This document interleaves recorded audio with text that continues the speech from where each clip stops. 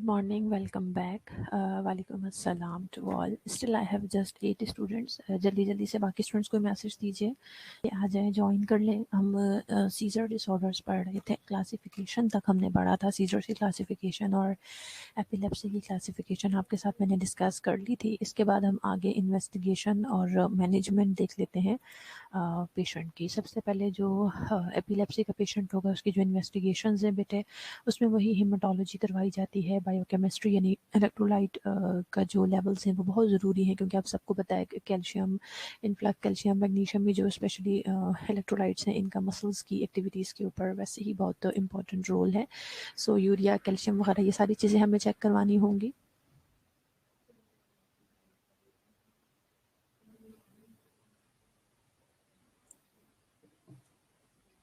Chest x ray है, EEG करवाई जाती है, इलेक्ट्रोइनकेफ्लोग्राम जो जिस तरह से ईसीजी कार्डिक एक्टिविटी को शो करती है इसी तरह से ईईजी ब्रेन की एक्टिविटी को शो करती है. न्यूरो इमेजिंग की ज़रूरत पड़ सकती है, सीटी स्कैन और एमआरआई वगैरह करवाया जा सकता है. Should be perform in all person age 24 और मोर presenting with first seizure and in those patients with focal epilepsy irrespective of age.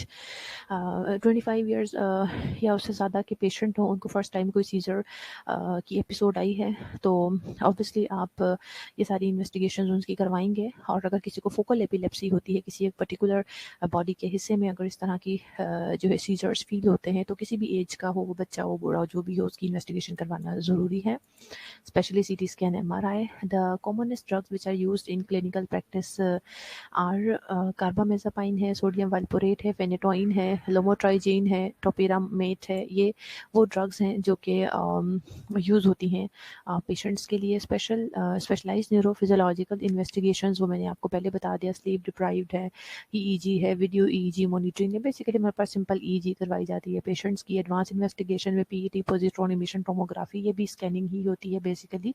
ये दोनों मेथड जो है स्कैनिंग करते हैं जो हमारी ब्रेन का मतलब कौन सा पर्टिकुलर एरिया है जहाँ पे न्यूरोलॉजिकल एक्टिविटी या न्यूरॉन्स की जो एक्टिविटी है, इलेक्ट्रिकल इम्पल्सेस है, वो जनरेट नहीं हो पा रही है या किसी भी किस्म की उसमें डिसफंक्शन है. ठीक है. The treatment target for seizure, हमारा जाहिर है एपिलेप्सी का ट्रीटमेंट का टारगेट सबसे पहला यही है कि हमारे पेशेंट को ये जो सीजर्स आ रहे हैं हम उसकी लाइफ से इस सीजर्स को ख़त्म करें और उसकी जो क्वालिटी ऑफ लाइफ है उसे इम्प्रूव करें. जैसा कि मैं स्टार्ट में आपको बता चुकी हूँ कि हम इन सीजर्स को कंट्रोल तो कर सकते हैं, मगर हम ये कहें कि हम एपिलेप्सी को कम्प्लीटली ट्रीट कर सकते हैं, ख़त्म कर सकते हैं, ये पॉसिबल नहीं है. तो बहुत सारे हमारे पास पेशेंट होते हैं जिनको हम सिंपल एंटी कन्वल्सेंट मेडिसिन देते हैं, ड्रग थेरेपी, यानी वो उससे बड़ा अच्छा रिस्पॉन्ड करते हैं. और कुछ ऐसे केसेस होते हैं जिनमें हमें सर्जरी की ज़रूरत पड़ सकती है. और ड्रग ट्रीटमेंट जो है it should be simple, preferably using one anti convulsant यानी मोनोथेरेपी, स्टार्ट लो इंक्रीज स्लो. जो ट्रीटमेंट है उसमें वही है, एंटी कन्वल्सेंट है, यानी जो उनको जर्क्स लगते हैं, जो सीजर्स हैं उसके ऊपर इफेक्ट करने वाली मेडिसिन हमने देनी होती हैं बेटे. और हमारी कोशिश क्या होती है कि हम मोनोथेरेपी अपने पेशेंट को रखें. ये नहीं है कि मल्टीपल ड्रग्स में उसकी लाइफ को जो है ख़राब करना शुरू कर दें. मोनोथेरेपी से स्टार्ट करें और जो भी मेडिसिन है उसको स्लोली स्टार्ट करें, लो डोज के साथ स्टार्ट करें, आहिस्ता आहिस्ता ग्रेजुअली उसकी डोज को बढ़ाएं अकॉर्डिंग टू द जो भी ज़रूरत है पेशेंट की.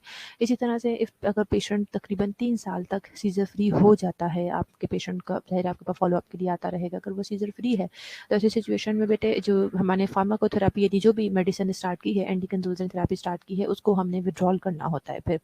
और withdrawal should be carried out only if patient is satisfied that a further attack would not ruin employment, etc.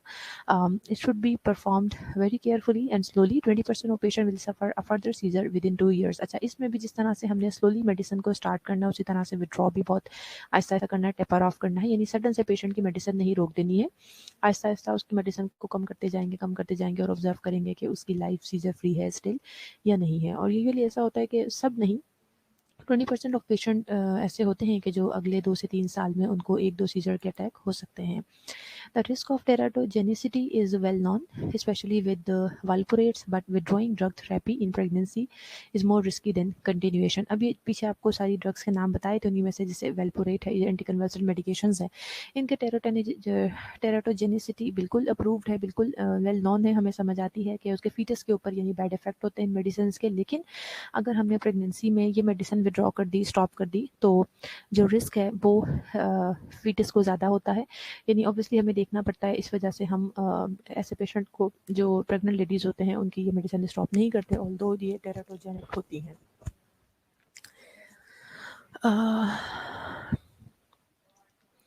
Epileptic females must be aware of this problem, and thorough family planning should be recommended. Over 90% of pregnant women with epilepsy will deliver a normal child. ये क्योंकि हमेशा से आपको पता है कोई भी medicine हो और अगर प्रेगनेंसी के पॉइंट ऑफ व्यू से हम बात करें तो उसमें हमेशा ये देखा जाता है कि जो रिस्क बेशक मौजूद हैं दोनों चीज़ें में, मेडिसिन कंटिन्यू करने में भी, मेडिसिन स्टॉप करने में भी, लेकिन मेडिसिन स्टॉप करने में ज़्यादा जो है वो ख़तरा है, क्योंकि मदर को भी सबसे बढ़ के ख़तरा है और बेबी को भी ख़तरा है, तो इसलिए हम फिर मेडिसिन कंटिन्यू करते हैं उसके। और 90% ऑफ केसेस हमारे पास ऐसे ही आते हैं कि ऑल्दो उनके टेराटोजेनिक इफेक्ट हैं, बट उसके बावजूद मदर जो है वो नॉर्मल चाइल्ड को डिलीवर करती हैं। सर्जिकल ट्रीटमेंट की तरफ अगर आएँ, a proportion of the patients with the intractable epilepsy will benefit from surgery. Epilepsy surgery procedures are curative, यानी removal of epileptic focus, वो अगर ज़ाहिर है एक पर्टिकुलर एरिया से अगर आ रहा है तो उसको हम रिमूव कर देते हैं वहाँ से, और palliative है यानी seizure related risk decrease and improvement of the QOL। So इसमें ये है कि एपिलेप्सी के लिए हमें सर्जरी भी करनी पड़ सकती है। उसमें दो चीज़ें हैं कि ज़ाहिर है एपिलेप्टिक जो फोकस है, जहाँ से जैसे मैंने आपको बताया कि पार्शल सीजर्स होते हैं जिनमें आपको मालूम होता है कि पेशेंट के ये पर्टिकुलर एरिया, अरे हम सीटी स्कैन करवाते हैं, एमआरआई करवाते हैं, उससे हमें समझ आ जाता है कि ये पर्टिकुलर फोकल एरिया है जहाँ जिसमें प्रॉब्लम है, जिसकी वजह से जो है ये प्रॉब्लम पेशेंट को हो रही है। सो उसमें हम अपने पेशेंट को बिल्कुल सर्जरी करवा सकते हैं, पेशेंट हमारा बेटर हो जाता है। अच्छा, और जो दूसरी चीज़ है उसमें यही है, पैलिएटिव है।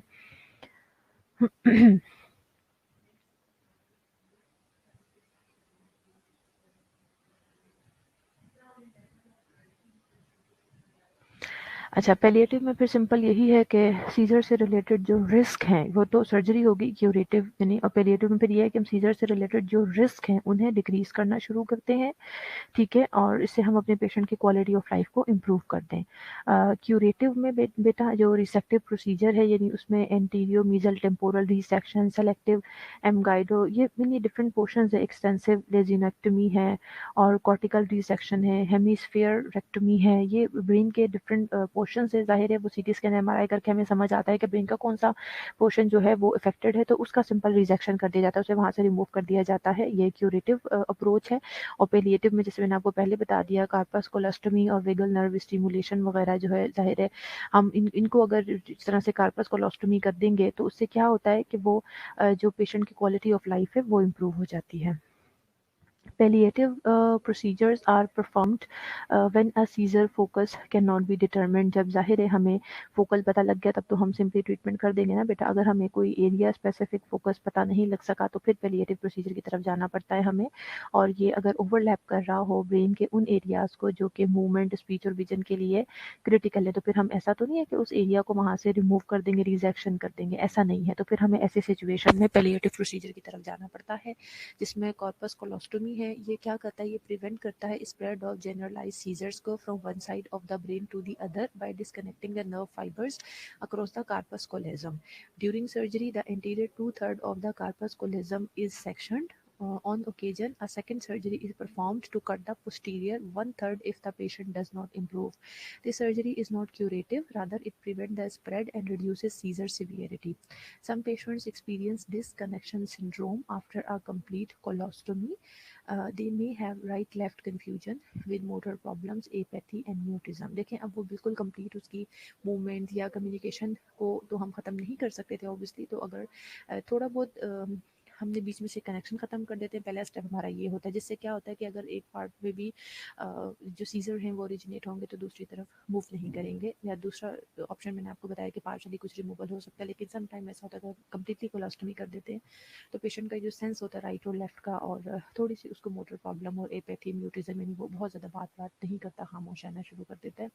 इस तरह की चीज़ें आपको जो है उस पेशेंट में नज़र आ सकती हैं। इसके बाद मल्टीपल सबपाइल ट्रांजेक्शन्स हैं, create small incisions in the brain to interfere with the spread of seizure impulse. Simple इसमें हम छोटे छोटे कुछ इंसिजन्स ब्रेन में बना देते हैं, जिससे क्या होता है कि वो जो इम्पल्सेस है उनका आपस में कनेक्शन खत्म हो जाता है, तो सीजर इम्पल्सेस भी स्प्रेड नहीं कर पाती। This technique is used when the seizure focus is located in a vital area that cannot be removed. It may be used alone or in combination with a lobectomy. Third चीज़ vagus nerve stimulation है। Vagus nerve stimulation involves implantation of a device that produces electrical signals to prevent seizures. VNS is similar to a heart pacemaker. A wire lead is wrapped around the vagus nerve in the neck. The wire is connected to a generator battery implanted under the skin near the collarbone. The generator is programmed to produce intermittent electrical signal that travel along the vagus nerve to the brain. In addition, some patients may turn on the device with a magnet when feeling a warning that a seizure is about to start. ठीक है, यानी इसमें जिस तरह से pace maker उस तरह से एक डिवाइस ब्रेन के लिए इस्तेमाल की जाती है जिसका काम ये होता है कि जो सीज़र है उसे वो स्टॉप करे। तो ये सारी चीज़ें ज़ाहिर है आपकी बीमारी को तो क्योर नहीं कर रहे हैं, लेकिन ये पैलिएटिव ज़रूर है। Vagus nerve stimulation is not a cure for epilepsy. It does not work for everyone, and it does not replace the need for anti-epileptic drugs. This procedure is reserved for those who are not candidate for potentially curative brain surgery. VNS reduces seizure frequency by about 30%. Common side effects इसके are tingling sensation in the neck and mild hoarseness in the voice, both of which occur only during stimulation. Status epilepticus, ये condition है, it is a condition when consciousness does not return between seizures for more than 30 minutes. यानी status epilepticus आपको पीछे detail में बताया भी था, medical emergency है। ये वो सिचुएशन होती है जिसमें पेशेंट को सीजर्स आते हैं, लेकिन तकरीबन 30 मिनट या उससे ज़्यादा का वक्त गुजर जाने के बाद भी पेशेंट का जो कॉन्शियस लेवल है वो रिटर्न नहीं होता। दिस स्टेट में be life threatening with the development of pyrexia, deepening coma and circulatory collapse. Death हो सकती है 5 to 10% ऑफ पेशेंट में। Status epilepticus may occur with the frontal lobe lesions following head injury, on reducing drug therapy, drug intoxication, metabolic disturbances और pregnancy। ये सारे causes हैं status epilepticus है। और जो ट्रीटमेंट है AEDs intravenously, general anaesthesia with propofol और thiopentone should be commenced immediately, क्योंकि आपको बताया ये वो ऐसी सिचुएशन है कि काफ़ी जो है टाइम के लिए, यानी 30 मिनट्स आप सोचें बहुत होते हैं। 30 मिनट या उससे ज़्यादा टाइम के लिए आपका जो पेशेंट है उसका कॉन्शियस लेवल रीगेन नहीं होता, तो ये लाइफ थ्रेटनिंग सिचुएशन भी है। और इसके लिए ज़ाहिर है हमें, आप सबको पता है कि जब सीजर्स होते हैं तो यही चीज़ें होती हैं, मसल रिलैक्सेंट है या प्रोपोफॉल वगैरह, इस तरह की चीज़ें पेशेंट को दी जाती हैं ताकि हमारा जो ज़ाहिर है इस तरह की जो लाइफ थ्रेटनिंग सिचुएशन होगी तो उसमें हमें ज़रूर अपने पेशेंट को इस तरह की मेडिसिन दे के जो है उसकी लाइफ को सेव करना होगा basically.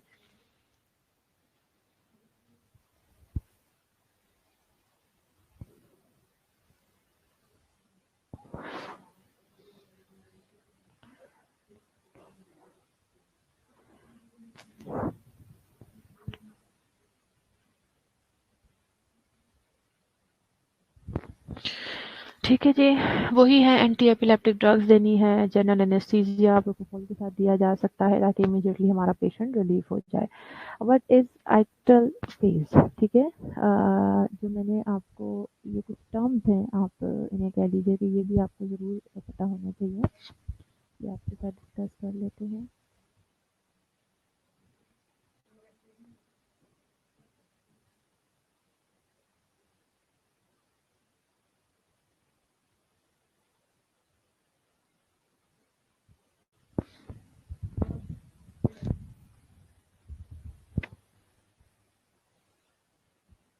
A seizure often has three distinct phases: aura, ictus, and post-ictal state. The first phase involves alteration in smell, taste, visual perception, hearing, and emotional state.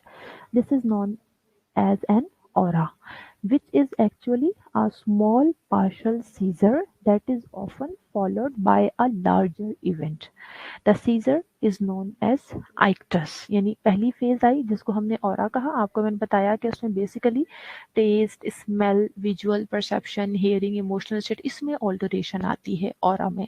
फिर ये लीड करती है टूवर्ड्स द सीजर, जो कि scissor stage होती है, जो उसको कहते हैं हम आइक्टस। इससे पहले कि एक सीजर अकर हो, यानी ओरल फेज जो है सीजर्स की, ये चीज़ आपको पोस्ट आइक्टल मतलब कि सीजर के बाद की फेज। तो ये तीनों, यानी सीजर की तीनों फेजेस आपको पता होनी चाहिए अगर एग्जाम में आ जाएं तो। सीजर की केयर से रिलेटेड क्या गाइडलाइन है बिफोर अ सीजर अकर?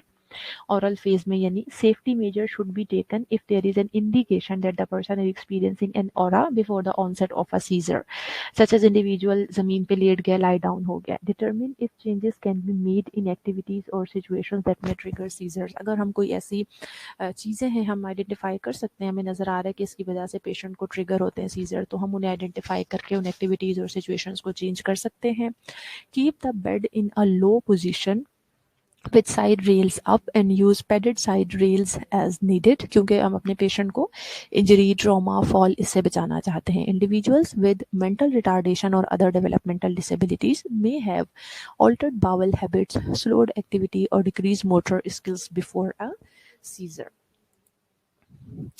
अब ये तो गाइडलाइंस थी जब ऑरा फेज हो. आइक्टल स्टेज में क्या करना है? सबसे पहले तो वही चीज़ कि एडिक्वेट वेंटिलेशन को इंश्योर करना है, क्लोथिंग को लूज़ करना है, सपोर्टिव डिवाइसेस रिस्ट्रेन की ज़रूरत है, पोस्टरल सपोर्ट डिवाइसेस की ज़रूरत है, वो यूज़ करें. Do not try to force an airway or tongue blade through clenched teeth. ज़ाहिर है पेशेंट एकदम से वो टीथ जो क्लेंच कर देता है, इसीलिए कहते हैं कि हमें पहले से पता लग जाए तो टंग बाइट से पेशेंट को हम प्रिवेंट कर सकते हैं. उसके दांतों के दरमियान कोई कपड़ा रख दें,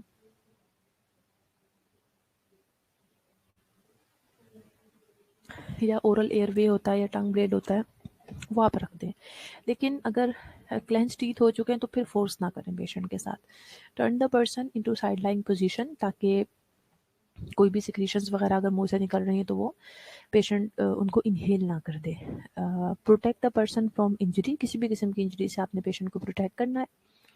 do not restrain movement, restraining movement में रिजल्टिंग मस्कुलोस्केलेटल इंजरीज, यानी पेशेंट को ज़ाहिर मूवमेंट हो रही है इनवॉलेंट्री, उन्हें रोकने की आप कोशिश ना करें, क्योंकि अगर आप उन्हें रोकने की कोशिश करेंगे तो उसकी वजह से पेशेंट के मस्कुलोस्केलेटल इंजरीज हो सकती हैं.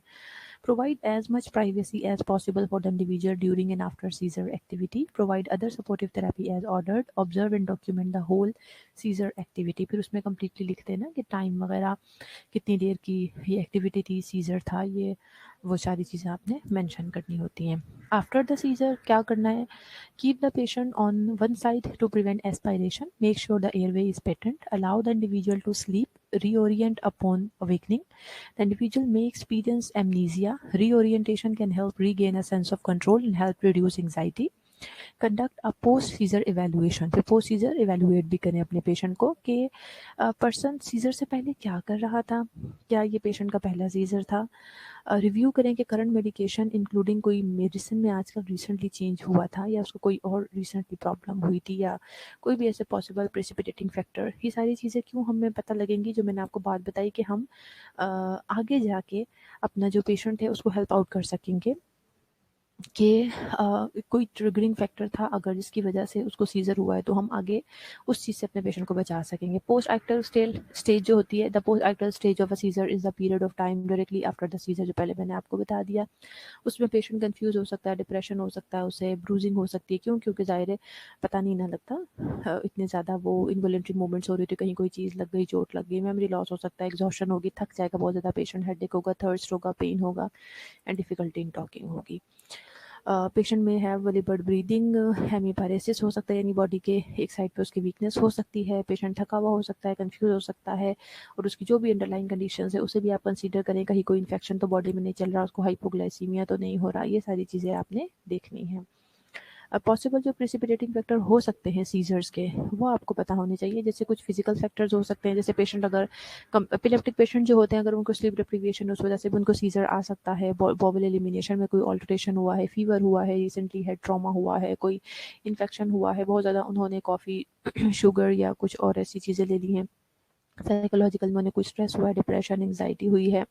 इस तरह इलेक्ट्रोलाइट इम्बैलेंसेस की वजह से भी सीजर आ सकते हैं उन्हें, जैसे लो ब्लड ग्लूकोज लेवल, लो सोडियम, लो कैल्शियम में डिहाइड्रेशन है. हार्मोनल चेंजेस हो सकती हैं, जैसे मेंस्ट्रुएशन, ओवुलेशन और प्रेगनेंसी की वजह से भी एपिलेप्टिक सीजर आ सकते हैं. इन्वायरमेंटल कुछ फैक्टर हो सकते हैं, जैसे पर्टिकुलर ओडोर्स हैं, कुछ फ्लैशिंग लाइट्स हैं, सर्टेन टाइप ऑफ म्यूजिक है जो उनको सीजर्स की बाइस बन सकता है. अच्छा, एपिलेप्सी से रिलेटेड किसी स्टूडेंट का कोई क्वेश्चन है तो पूछ लीजिए.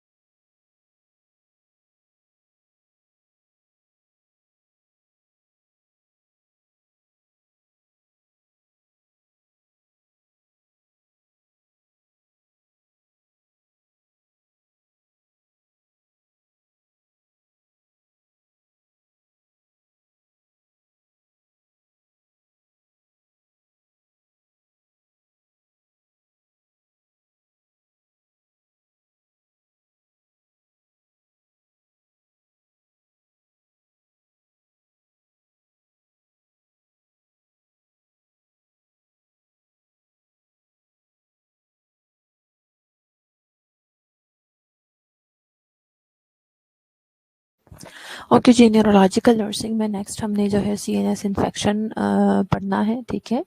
इसमें हम बेसिकली मेनिंजाइटिस, एनकेफेलाइटिस और ब्रेन एब्सेस को ही पढ़ेंगे। सबसे पहले मेनिंजाइटिस, नाम से समझ आ रहा है, मेनिंजिस जो लेयर्स होती हैं ब्रेन की, उनके इन्फ्लामेशन को कहा जाता है simply. Meningitis is an inflammation of the meninges, the protective membranes that surrounds the brain and the spinal cord.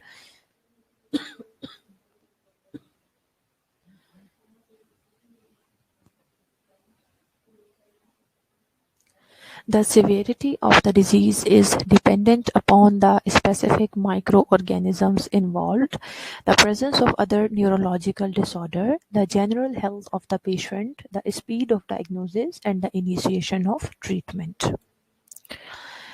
Meninges आपको सबको पता है, ये थोड़ा सा उसकी हमने आपको लेयर्स एनाटॉमी बताने की कोशिश की है। वैसे तो खैर सब आप बड़ी डिटेल में एनाटॉमी फिजियोलॉजी में पढ़ चुके हैं।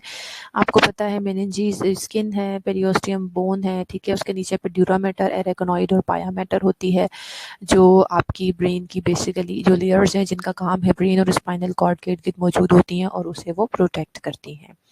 सिम्टम्स मेनिंजाइटिस के जो हैं बेटा, सेंट्रल नर्वस सिस्टम यानी ब्रेन के ऊपर हेडेक्स होती हैं, ऑल्टर्ड मेंटल स्टेटस होता है पेशेंट का, और फोनोफोबिया, पेशेंट यानी आवाज़ों से पेशेंट को बहुत फोबिया होना शुरू हो जाता है। आईज़ में ब्राइट लाइट्स को पेशेंट पसंद नहीं करता, उसे अच्छी नहीं लगती। मसल्स में क्या होता है कि वो फटीग्ड होता है और सिवियर उसको मसल पेन होते हैं, और बेटा जी स्टमक में उसको नोजिया वॉमिटिंग हो सकता है। स्किन पे जो प्रॉब्लम्स आती हैं वो पेल स्किन हो सकती है, स्पॉट्स बन सकते हैं, रैशेस बन सकते हैं।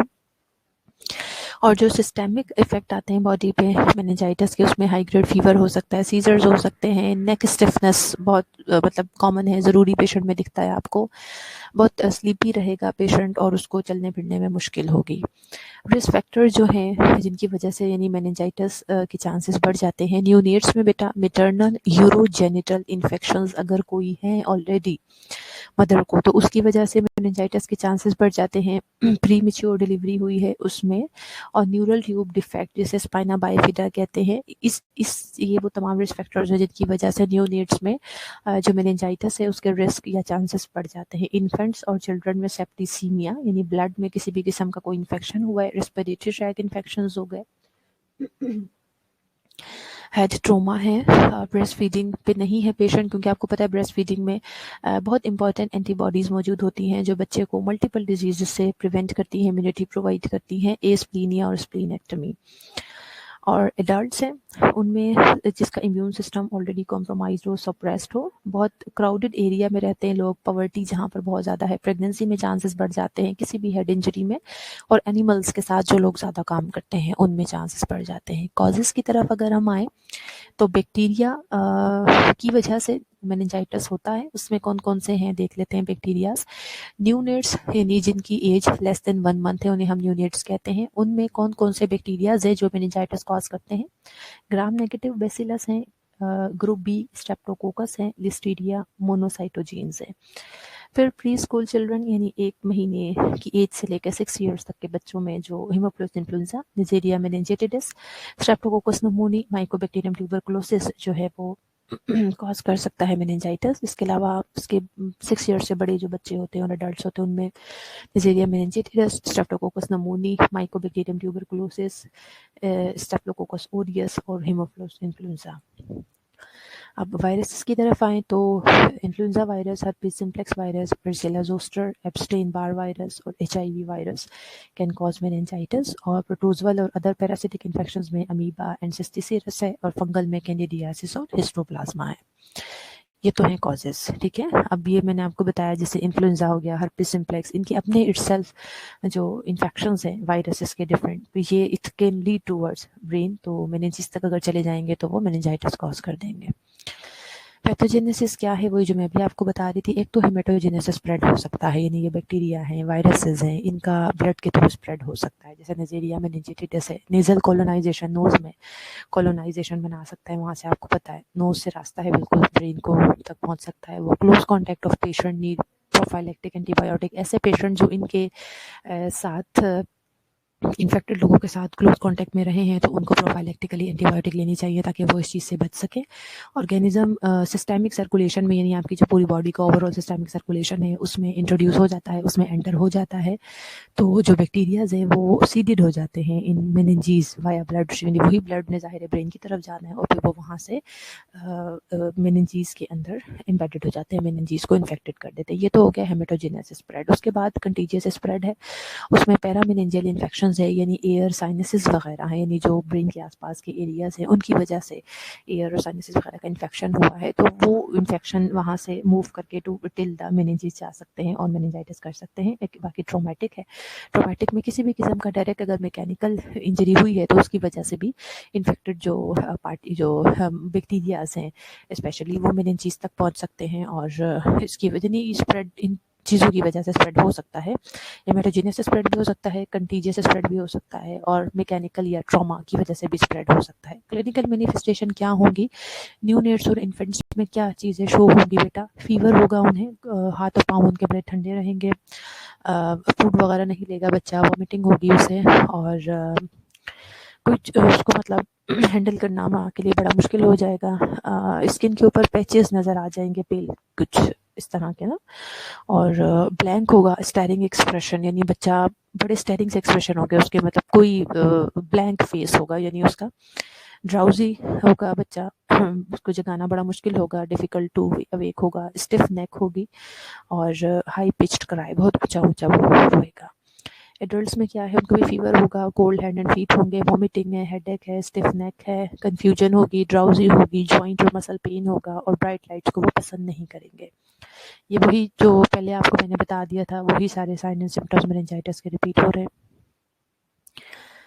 और जो मेनिंजियल इरिटेशन के जो स्पेसिफिक साइंस हैं, यानी जो स्पेसिफिकली कुछ साइंस है, उसमें सबसे पहले नेक स्टिफनेस या नेक की रिजिडिटी है, कर्निंग साइन है, ब्रूड स्किन साइन है। कर्निंग साइन क्या होता है, flex the patient hip to a 90 degree angle and then attempting, ये बेसिकली जो आपकी साइन है ये डायग्नोसिस के पॉइंट ऑफ व्यू से है, यानी जो पेशेंट की पिक्चर जब तो मैंने आपके साथ डिस्कस कर ली, ये कुछ साइंस होते हैं जिनके थ्रू हम पेशेंट को जो है डायग्नोज करते हैं। So flex the patient hip to a 90 degree angle and then attempting passively strengthen the leg at the knee, produce pain in the hamstring and resistance to further extension, should present bilaterally to support the meningitis diagnosis. और broad skin sign जो है, it is positive if the patient's hip and knees flexed automatically when the examiner flexes the patient's neck while the patient is supine. Patient सीधा लेटा हुआ है, अगर examiner सिर्फ उसकी नेक को फ्लेक्स किया तो ऑटोमेटिकली उसके नीज और हिप जो है वो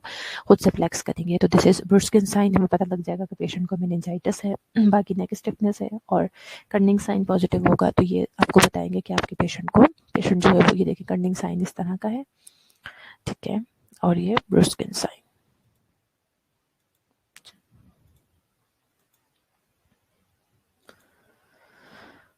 फर्दर जो डायग्नोसिस है उसमें वही कंप्लीट ब्लड काउंट करवाया जाता है, लंबर पंक्चर, ज़ाहिर है आपको पता है कि मेनिंजेस जो आपका स्पाइनल कॉर्ड है उसको भी कवर कर रही हैं। सो हम एलपी करके सीएसएफ ले लेते हैं एनालिसिस के लिए, उसमें आपको माइक्रो ऑर्गेनिज्म नज़र आएंगे, ग्राम स्टेनिंग और कल्चर पे न्यूट्रोफिल काउंट नज़र आएगा, प्रोटीन्स एलिवेटेड होंगे। इसकी मैंने नॉर्मल आपको कंसंट्रेशन पढ़ाई थी कि सीएसएफ में नॉर्मल वैल्यूज़ क्या होती हैं चीज़ों की, वो मैं ऑलरेडी आपको पढ़ा चुकी हूँ।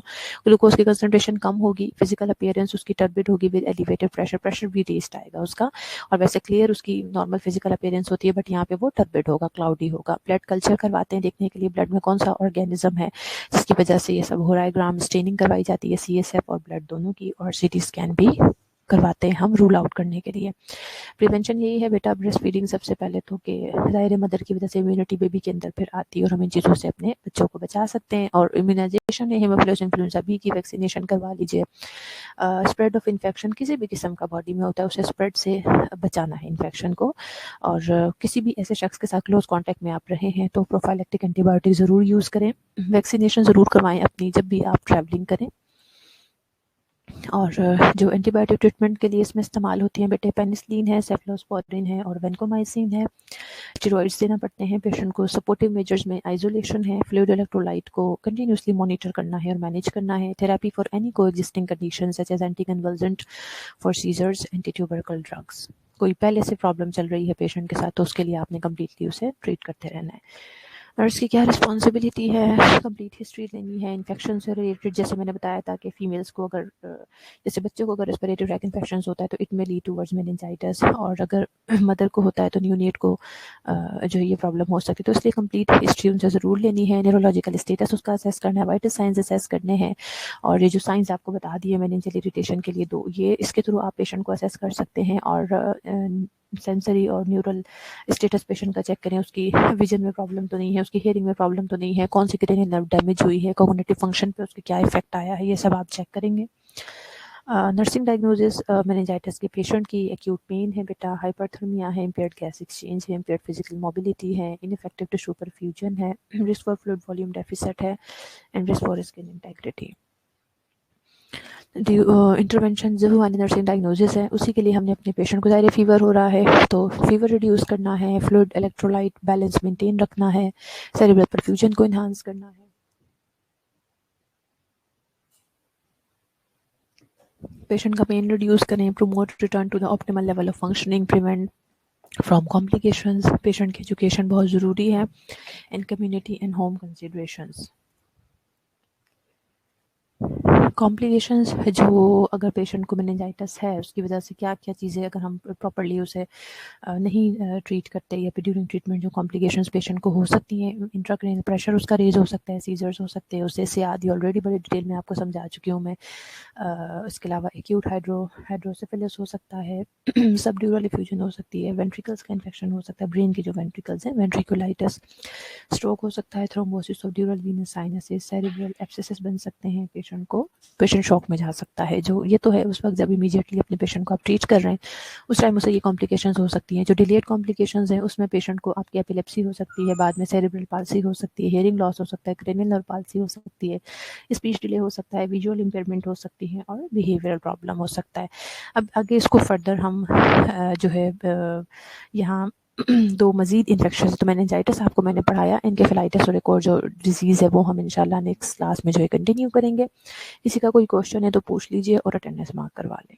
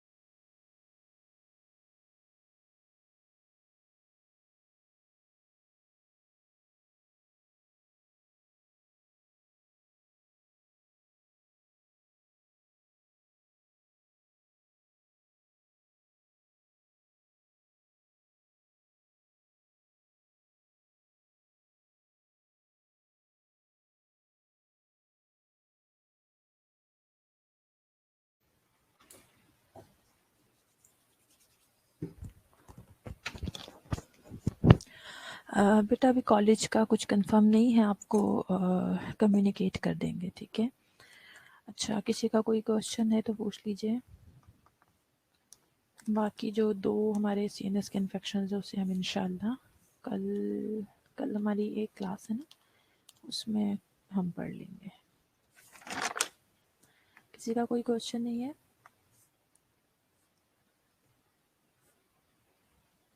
चलें देन, टेक केयर, अल्लाह हाफिज़।